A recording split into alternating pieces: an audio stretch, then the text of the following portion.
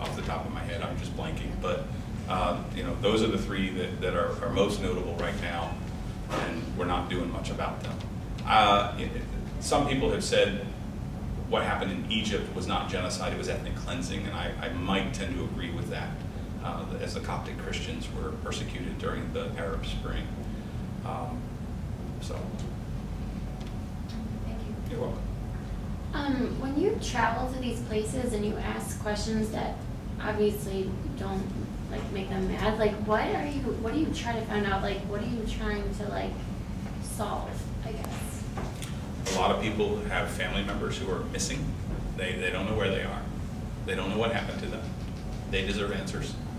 I spent an entire week in my class on the missing persons of all these places. I think that that's a human right. I think that, in the case of Zimbabwe, Mugabe is still in power.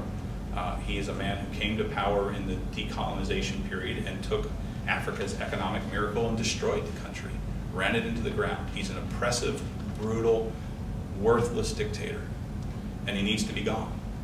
And I hope that through giving some answers to some of the people and exposing some of the actions that he's done, that people will agitate to get him gone.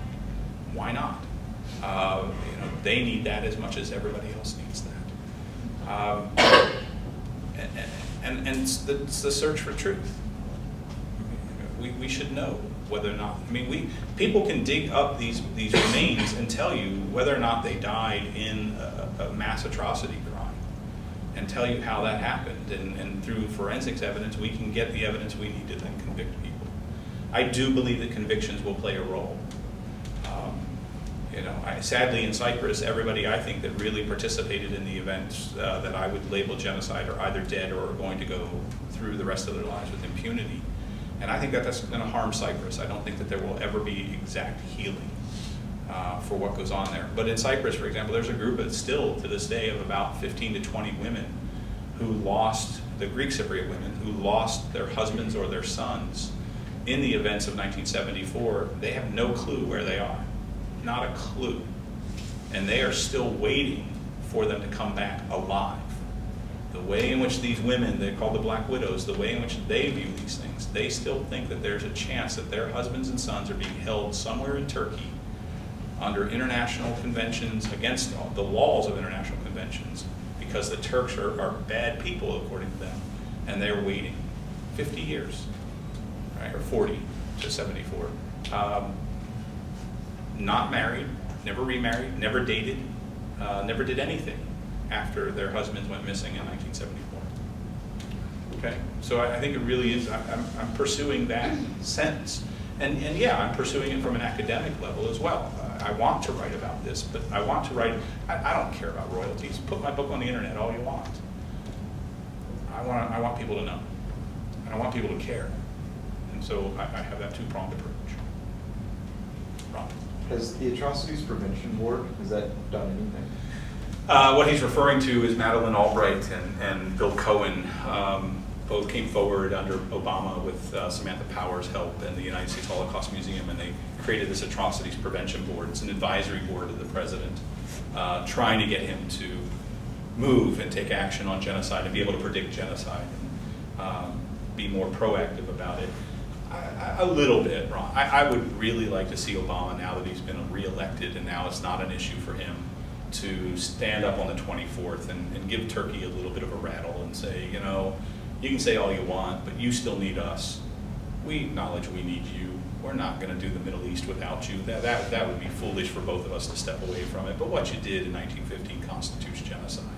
But I would also like him to turn around and say, you know what, let's do the same kind of investigation here into the 19th century, and let's really look at what we did. Is the board only focused on Turkey?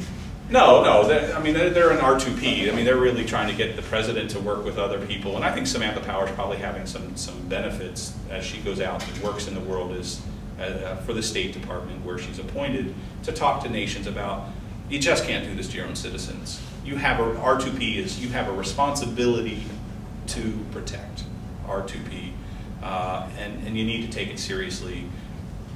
But we don't have an enforcement mechanism yet. And the problem is, every time we've tried to enforce these things, the UN mandates that we give to enforce them are so weak and hollow that they never result in enforcement, right? I mean, the Mothers of Srebrenica consider the Dutch soldiers who were there to protect them as UN forces at the time, they consider them equal criminals as the Serbs because they turned them over or they didn't protect them.